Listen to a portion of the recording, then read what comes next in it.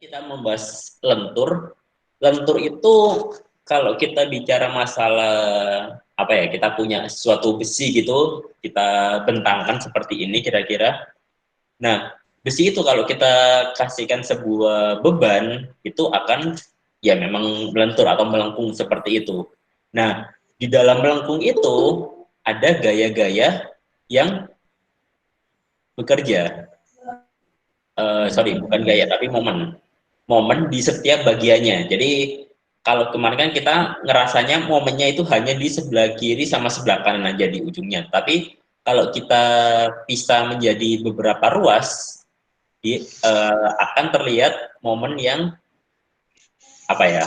Maksudnya tetap ada momen yang ada di situ meskipun nggak kelihatan. Jadi ini ya kalau kalian kemarin di apa namanya statika kan ada eh, momen kan yang bentuknya kalau apa namanya kalau bebannya merata kemarin kan momennya berupa parabola seperti ini. Nah, kalau kalian melihat di momen di titik ini misal, maka ketinggian ini akan menjadi besaran momen.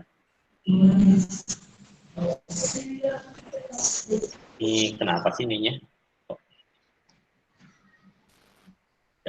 Gak ada gambarnya, Pak. Nggak ada gambarnya. Masa sih? Bentar. Ya putih. Nah. Ya, Pak. Ada kok, Pak. Ada. Ya sekarang, bentar. Saya kalau sambil buka ini bisa Sinyal ya? itu, biasanya sinyal, Pak, kalau nggak ada gambar.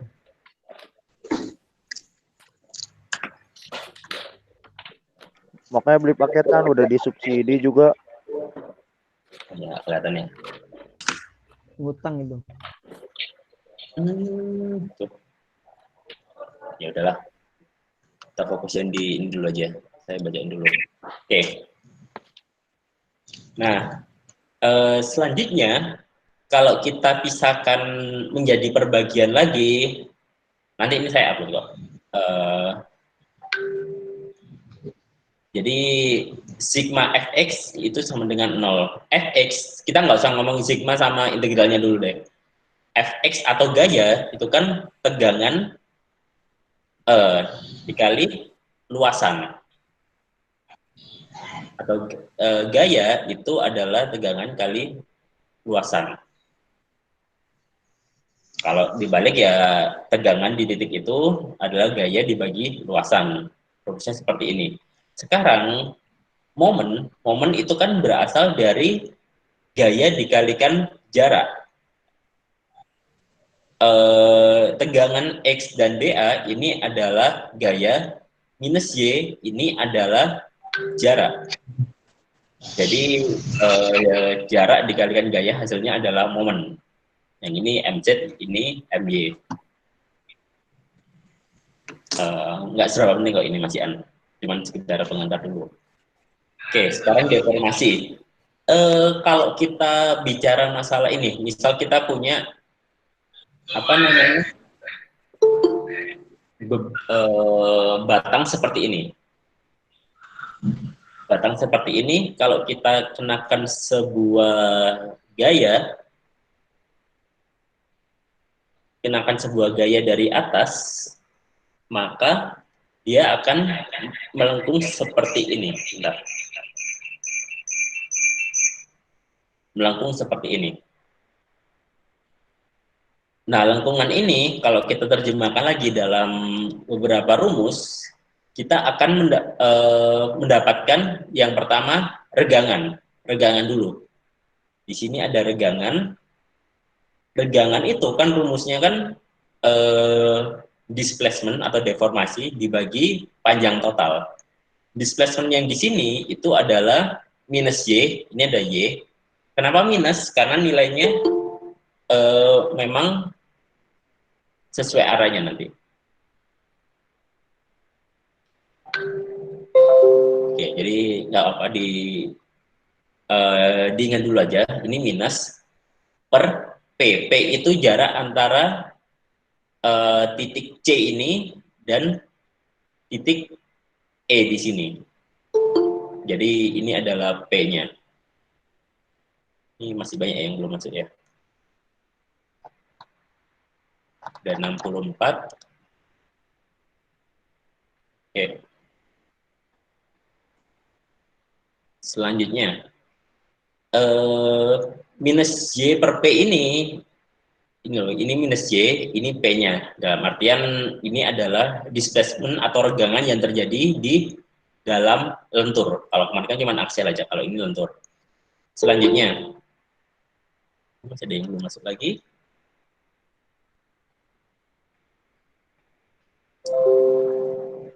Oke, ini kan regangan di suatu titik di dalam sini. Nah, sekarang kita bicara regangan total. Regangan total atau regangan M ini rumusnya adalah C per P. C itu jarak antara netral aksis atau garis netral dengan batas atas ini, batas terluar, dibagi P-nya atau jarak antara C sampai ke batang ini. Sehingga kalau kita terjemahkan kita masukkan ke dalam rumusan ini, kita samakan P-nya, P sama dengan P, hasilnya adalah regangan di titik X itu sama dengan minus Y per C dikali regangan M, regangan total. Selanjutnya, dari regangan itu kita aplikasikan ke dalam tegangan. Rumusnya tegangan adalah E atau modulus dikalikan regangan. E-nya kan sama dalam suatu benda yang sama, E-nya sama, sehingga tegangan X sama dengan minus Y per C dikalikan tegangan M. Artinya, kalau kita lihat di ini, netral gaya ini, kalau kita ambil di titik yang, misal ini, panah ketiga ini, kita mengambil yang di sini, otomatis tegangan yang di sini nilainya itu sama dengan jarak antara titik panah ketiga ini dengan garis netral dibagi jarak antara ujung atas dengan garis netral ini dikalikan tegangan total. Jadi dengan menggunakan konsep kesebangunan, kalian akan mendapatkan tegangan di titik yang kalian inginkan. Sekarang, tegangan terdistribusi linier sebanding dengan jarak terhadap garis netral. Ini garis netral yang melewati penampang sentroid. Oke. Terus tegangan akibat momen lentur. Yang perlu kalian ingat hanya ini saja, yang tegangan M itu adalah momen dikalikan C per inersia. Jadi tegangan maksimum itu adalah momen yang bekerja dikalikan jarak antara garis netral ke sisi atas atau ujung dibagi inersia. Inersianya sendiri bisa juga kita menggunakan ini, tegangan M sama dengan momen yang kalian butuhkan dibagi S. S ini adalah modulus penampang. Modulus penampang itu seperti ini. Jadi kalau kalian menghitung cuma sekedar balok biasa, tentunya akan mudah. Maksudnya mudah untuk mencari inersianya. Tetapi kalau kalian lihat di aplikasi di lapangan, kan ada kayak baja yang bentuknya seperti ini S-shapes namanya, American Standard Shapes. Ada juga balok beam sih, ya balok W, ada yang balok tipe H, ada yang balok tipe T, macam-macam. Tapi ini yang tipe S, hanya sebagai contoh saja, di mana ukuran-ukurannya itu sudah ada. Misal S610 dikalikan 180 ini, luas areanya segini, depth-nya atau kedalamannya segini, flange-nya ukurannya seperti ini. Nah, gunanya apa? Mereka memberikan tabel seperti ini supaya kita bisa menentukan ini S yang kita ambil ini nanti S. Kenapa S? Jadi gini, misalkan kalau kalian menghitung menghitung ini kalian atau gaya kalian yang bekerja itu kira-kira tegangan yang dibutuhkan berapa sih atau momen yang bekerja berapa sih? Nah, momen yang bekerja ini nanti kalian bandingkan, hitung dengan sederhana, pilih S-nya saja. Jadi nggak usah menghitung inersianya secara rinci lagi, cuman kalian lihat S-nya, kalian aplikasikan ke dalam hitungan ini sehingga nanti mendapatkan hasil yang ukuran yang kalian inginkan. Ya tentunya pasti ada ini juga ya, kalau kondisi di lapangan itu pasti ada saatnya, oh Pak maaf Pak yang ukuran ini ternyata nggak ada yang ukuran atasnya atau ukuran bawahnya dikit, kira-kira mau nggak kayak gitu. Oke, sekarang kita ke kelengkungan atau kurvatur. Kelengkungan itu sebenarnya nggak seberapa ini sih. Kelengkungan itu cuma ditunjukkan oleh 1/P. P-nya ini jari-jari kelengkungan antara titik C dan titik ini, radius of curvature ini, sama dengan M/E dikali I. Oke, kita sekarang ke sebuah contoh. Sebuah balok cantilever baja berpenampang 20 kali 60 mili dikenai momen di ujungnya seperti di gambar. Jadi ini ada balok cantilever, di sini ada gayanya, ada momen nantinya, momen maksimal. Tentukan tegangan lele baja. Jika tegangan lele baja diketahui sebesar 250 MPa, tentukan nilai momen yang mengakibatkan balok mulai leleh. Ini ukuran baloknya, lebarnya 20, tingginya 60 mili. Oke, yang pertama kita lakukan, kita bisa menghitung dari momennya terlebih dahulu, dari inersianya terlebih dahulu. Sorry, ini gambaran momen lentur pada balok, dianggap positif semua dulu, nggak masalah, karena memang dia tidak diketahui nilai momennya, kita anggap positif dulu, nggak ada masalah. Dengan I sama dengan 1/12 BH pangkat 3. Jadi langsung dihitung aja 1/12, 20 kali 60 pangkat 3, ini satuannya masih milimeter semua. Berarti ini seperti biasa ya, silakan sesuaikan nanti kalian pingin milimeter atau apalah meter, terserah. Yang penting sama semua.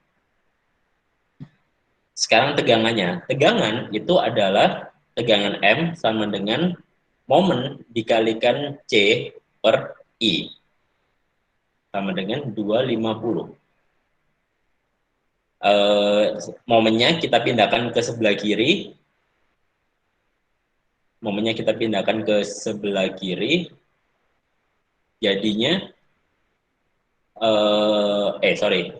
momennya kita tetap sebelah kanan sini. Momennya tetap sebelah kanan sini. C sama I-nya kita pindahkan ke sebelah kiri.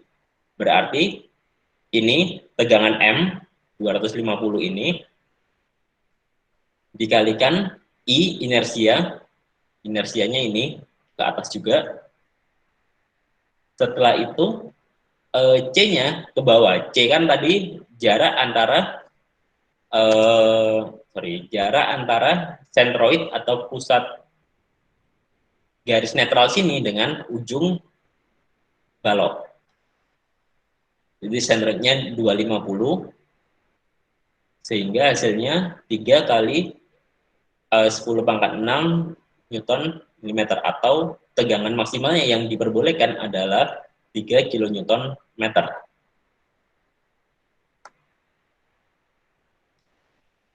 Oke. Nomor 2 sekarang. Jadi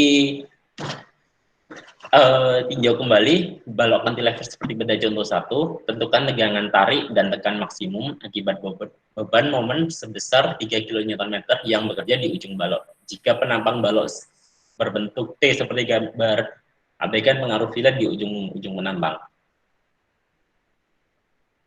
Jadi pengaruh fillet itu ujung-ujung ini loh, di sambungan-sambungan kan nggak mungkin kan kalau kita menggabungkan sebuah besi itu bisa langsung nyatu bentuknya siku-sikuan, nggak mungkin. Makanya itu ada filletnya pastinya. Entah karena apa namanya eh, pengaruh las terutama. Oke,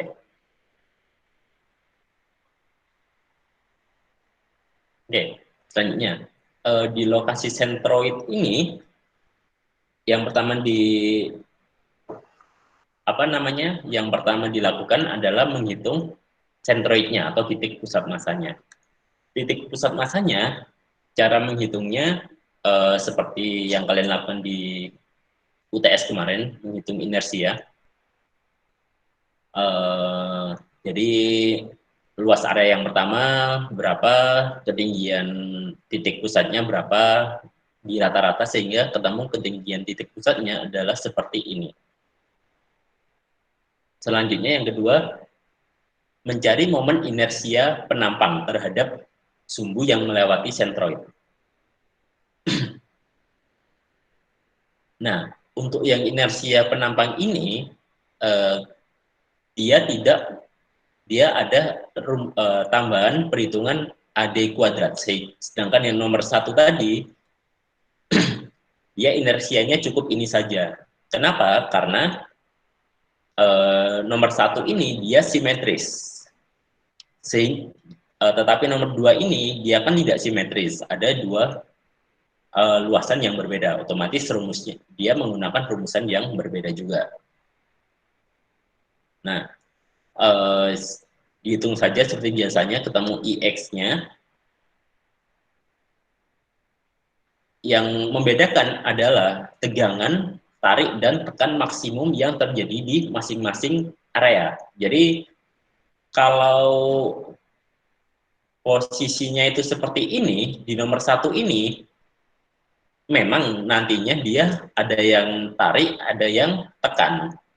Sedangkan tapi nilai tarik dan tekannya itu sama, antara atas dan bawah itu sama. Sedangkan yang kedua ini tarik dan tekannya itu bisa berbeda karena luasannya itu berbeda. Sama kayak yang kalian aksial kemarin kan, kalau misal luasannya berbeda otomatis defleksinya juga pasti berbeda. Oke, jadi kita menggunakan rumusan yang ini, tegangan M sama dengan mc per I, sehingga tegangan di titik A atau di ujung yang atas ini adalah negatif 3 kali 10 pangkat 6 kali 22 per 22 ini jarak ini ya, antara C dan A-nya ya. 3 kali 10 pangkat 6 per 868 kali 10 pangkat 3. Sedangkan yang kedua itu dia menggunakan 38. Hampir sama sih, jadi 3 kali 10 pangkat 6 kali 38 per 868 kali 10 pangkat 3. Yang membedakan apanya? Yang membedakan dia positif dan negatifnya. Berarti ada yang tarik, ada yang tekan. Berarti kalau positif itu berarti kan tarik. Kalau negatif berarti dia tertekan. Kayak gitu. Jadi rumusnya yang membedakan itu di mana sih? Yang membedakan itu di C-nya ini. C-nya antara C dan A ini kan panjangnya kan 22. Dia rumusnya kan negatif kan. Jadi seperti inilah hasilnya. Oke. Selanjutnya adalah lentur pada penampang komposit. Lentur pada penampang komposit itu penampang komposit itu kalau kemarin kita menjelaskan sebagai suatu benda atau suatu bahan yang terdiri dari dua atau lebih properties yang berbeda.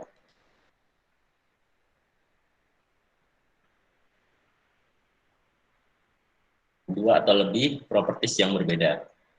Jadinya dinamakan penampang komposit. Nah, yang membedakan apa? Yang membedakan kalau kita menghitung dengan penampang komposit itu harus menggunakan transformasi dari penampang yang diubah menjadi penampang ekivalen. Penampang ekivalen itu seperti apa? Penampang ekivalen itu distribusi regangannya harus sama, jari-jari kelengkungan harus sama, atau istilahnya seperti ini.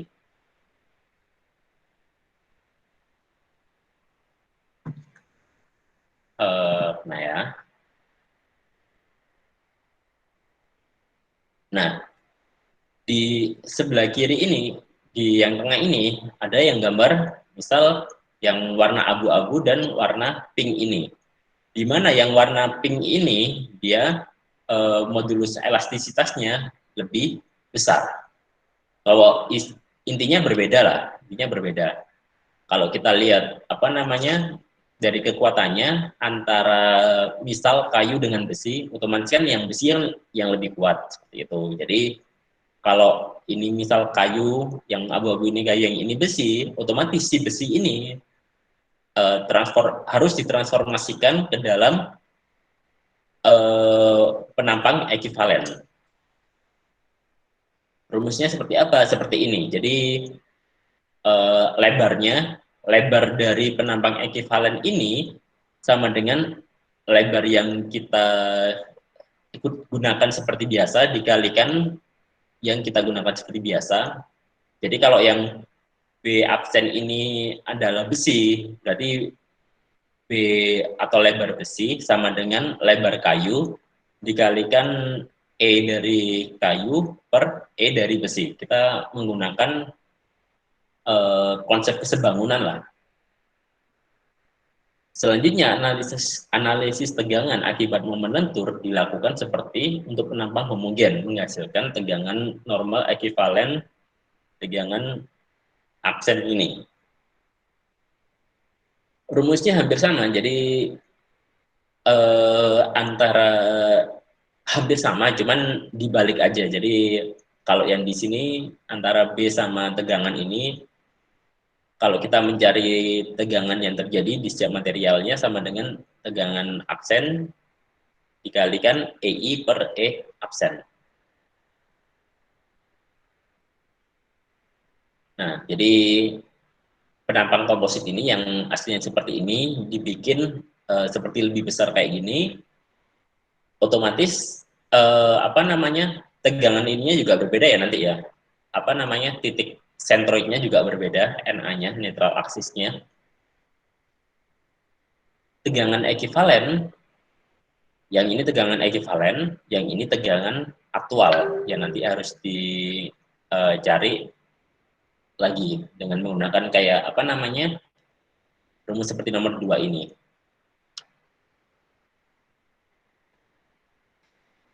Oke, ini contohnya adalah sebuah balok cantilever kayu berukuran penampang 75 mili kali 200 mili diperkuat dengan menambahkan pelat baja setebal 6 mm di atas balok. Jadi yang biru ini itu kayu, yang di atasnya ini adalah baja. Jika diketahui modulus elastisitas kayu adalah 12 GPa dan modulus elastisitas baja adalah 200 GPa, jelas beda banget ya, jauh banget antara kayu sama baja. Tentukan tegangan maksimum yang terjadi pada kayu dan pelat baja akibat beban rata 2 kN per meter ini. Jadi kita hitung dulu di momen maksimumnya. Momen maksimumnya yang terjadi di ujung sini, minus 2 ininya, beban ratanya Q, dikalikan L, atau panjang beban ratanya, dikalikan jaraknya. Jaraknya pasti di tengah kan kalau beban ratanya seperti ini kan. Minus 9 kN per kilonewton meter. Nah, sekarang misalkan seluruh penampang diubah menjadi penampang ekivalen kayu, maka E absen sama dengan E kayu sama dengan 12 GBA. Otomatis perubahan dari lebarnya juga mengikuti seperti itu. B absen sama dengan B biasa atau B baja ini dikalikan EB dikalikan per E absen, sehingga 75 itu berarti kan apa namanya, penampang ininya 75 dikalikan 200 per 12 sehingga hasilnya 1250. Jadi kalau kita menjadi penampang ekivalen kayu seperti ini, yang di sininya ukurannya 75 mili, yang di atas ini harusnya 1250 mili. Beda jauh banget emang. Sehingga sentroid penampang ekivalen dari sisi bawah perhitungannya seperti ini. Ini perhitungannya mengikuti nomor 2 tadi. Jadi mencari sentroidnya seperti ini.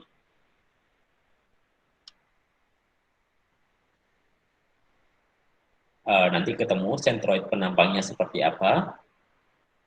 Yang jelas otomatis nggak di tengah-tengah pas. Kalau ini kan panjangnya kan 200.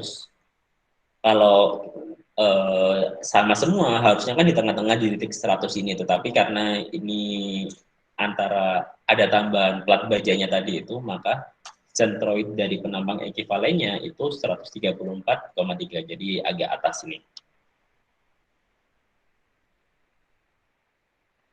Oke. Momen inersia dari penampang ekivalen.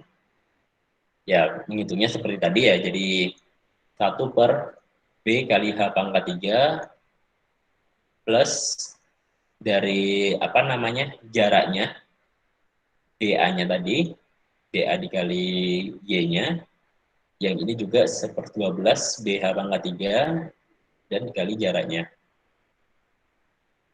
Tegangan ekivalen maksimum di sisi atas adalah ini, 9 kali 10 pangkat 6 dikalikan, ini tegangannya ya, ini M-nya, M dikalikan jaraknya ini tadi, per inersianya sama dengan 6,26 MPa.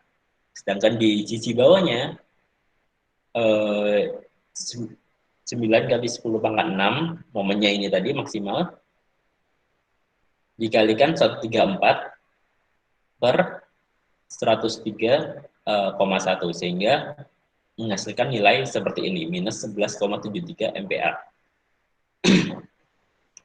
Tegangan ekivalen di batas kayu dan baja, artinya itu dia di titik tengah-tengah sini. Hitungnya 9 kali apa namanya, M-nya tadi dikalikan jaraknya 65,7 ini per 131 sehingga gayanya itu seperti ini.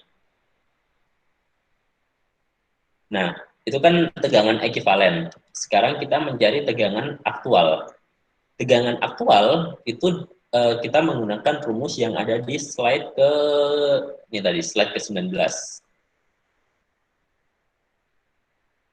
Jadi di titik A atau di titik paling atas di bajanya sini itu 6,26. 6,26 itu berasal dari ini tegangan ekivalennya tadi di sisi atas dikalikan 200 per 12 perbandingan modulus elastisitas tadi sama dengan 104. Sedangkan di titik C atau titik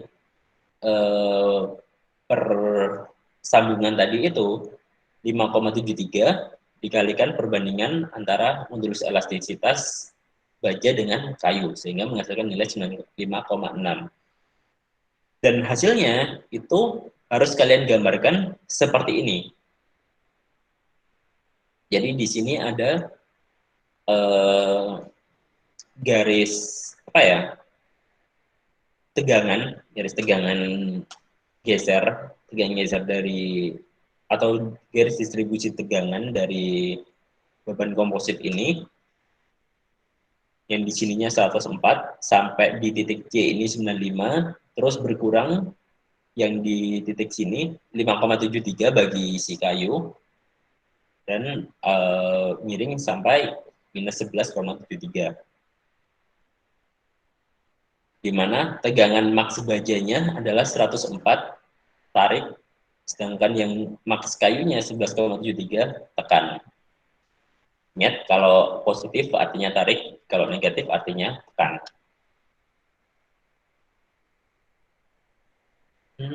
Bentar, ini berapa slide sih? Adalah. Oke, sampai sini dulu. Kira-kira ada yang mau ditanyakan nggak? Sampai yang komposit ini dulu aja tadi. Pak, saya Pak mau nanya Pak. Oke, siapa itu? Joko, silakan. Pak, itu kan di antara tegangan yang tekan sama tarik itu kan ada titik netralnya. Nah, itu titik netralnya itu dicari berdasarkan apa ya, Pak ya? Oke, ini ya titik netral yang ada di mouse saya ini ya. Kelihatan nggak sih? Iya, Pak. Nah, ya kelihatan.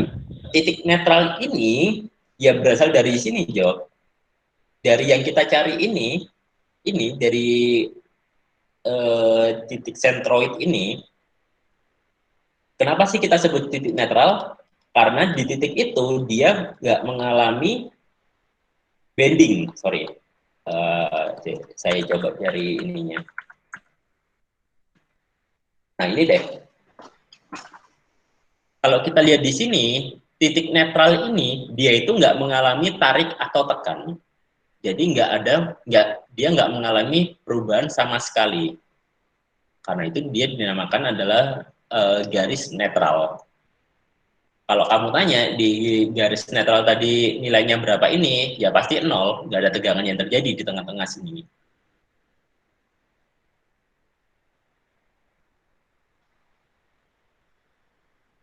Oke, gitu. Ada tanyain lagi, silakan.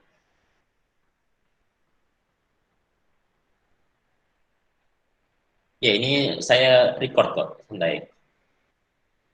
Sama itu Pak, apa namanya, nilai B yang di material komposit tadi itu menyatakan apa ya Pak ya? Nilai B di material komposit. Nah, ini ya, B ini itu adalah lebar. Jadi B yang kita cari ini adalah B besi yang kita anggap sebagai ekivalen. Jadi kalau B biasa ini adalah B dari kayunya ini, yang ini adalah pokoknya yang jelas kalau tegangan, kalau modul elastisitasnya lebih besar, otomatis dia lebar ekivalennya menjadi lebih besar.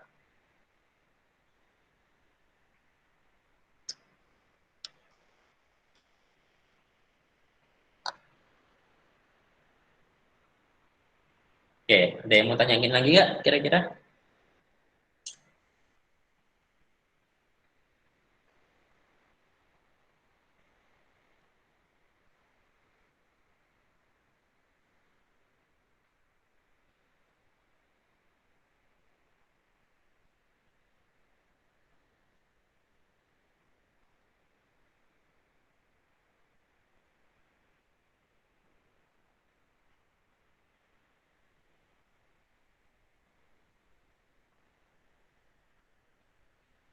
Halo, apakah masih ada yang tanyain lagi?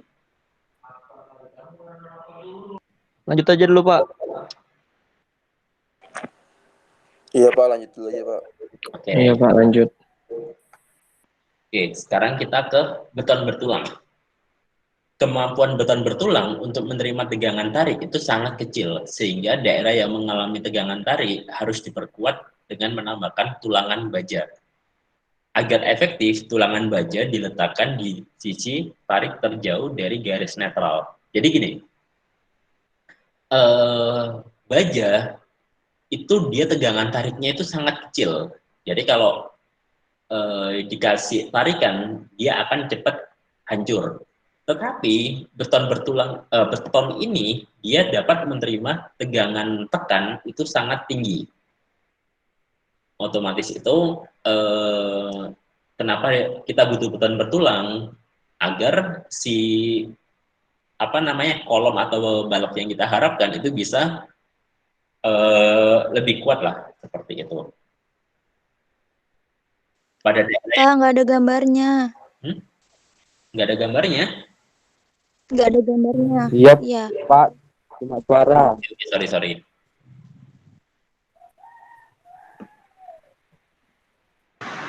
Iya Pak, nggak ada. Sabar.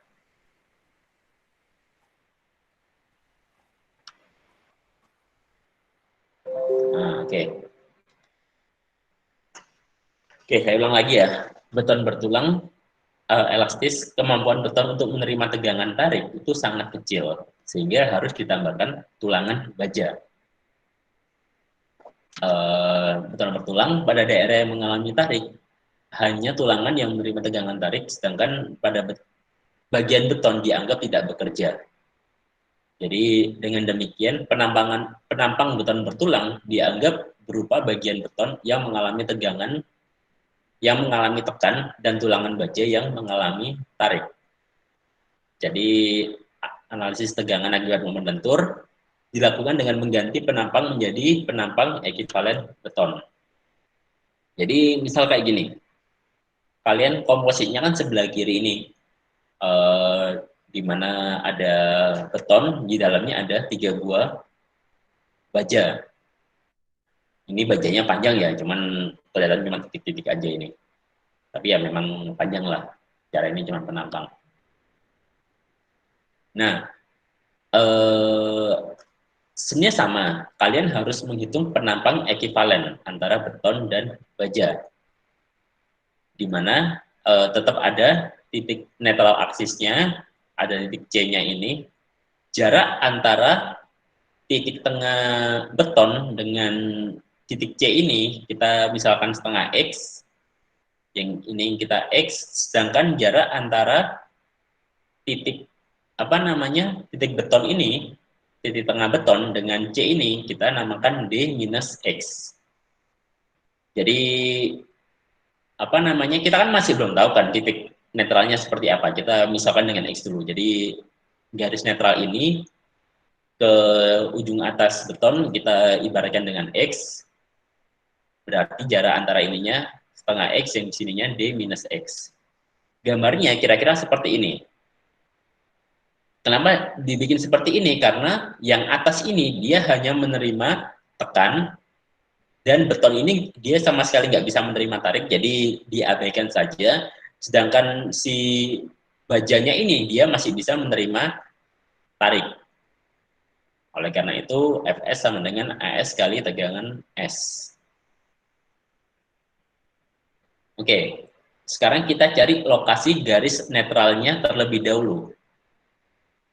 QNA sama dengan 0. QNA sama dengan 0. BX atau luasan ini dikalikan X. Kan sama, kan harus rata ya kira-kira ya, harus seimbang lah. Otomatis itu BX ini dikalikan X per 2 minus NA atau penampang ekivalen dari baja ini tadi dikalikan luasan dikalikan D minus X sama dengan 0. Sehingga kita ketemu rumus ini. Ketemu rumus setengah dikali BX kuadrat. Ini kan dari rumus ini kan, plus NA kali X, NAS kali X, minus NA kali D, sama dengan 0. Nah, untuk inersia penampang ekivalennya, itu rumusnya agak berbeda. Jadi, ada 1/12 BX pangkat 3 plus BX kali X per 2 kuadrat, karena ini apa namanya jaraknya, ini kan hampir sama lah rumusnya kayak ini tadi lah, rumus inersia yang ini tadi, 1 per 12 BH pangkat 3 dikalikan luasan dikali jarak kan. Nah, ini luasan, ini jarak, ini sama luasan kali jarak juga. Kenapa NA? Karena penampang ekuivalennya juga langsung jadi satu lah, jadiin satu. Oke. Setelah itu tegangan maksimum pada beton itu adalah tegangan max beton sama dengan minus mx per inersia. Inersianya yang sudah komposit ini tadi ya, inersia penambang ekuivalen. Lalu tegangan pada tulangan baja adalah tegangan S sama dengan N dikali S ini sama dengan N M D minus X per I. Jarak maksudnya ini tadi. Ilustrasi perhitungan di atas dilakukan dengan asumsi momen yang bekerja adalah momen positif. Jika momen yang bekerja adalah momen negatif, formulasi yang dihasilkan akan sama, tapi bagian bawah beton yang mengalami tekan berada di sisi bawah dan tulangan baja berada di sisi atas. Oke, kombinasi bentar, cara perhitungannya mana ya?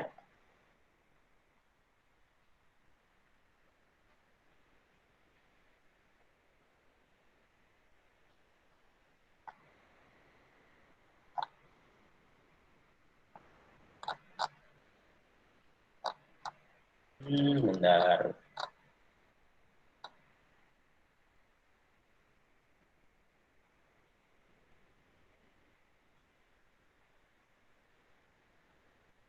Oke, saya cari. Saya mau tanyakan dulu sampai sini. Minggu depan masih ada beton bertulang kok.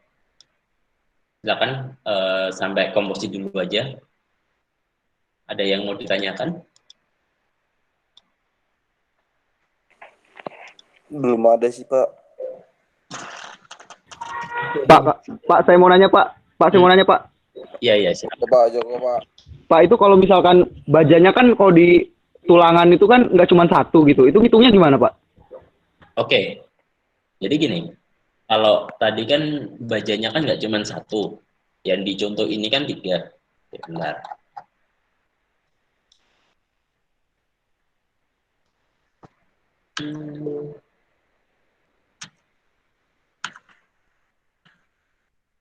Oke.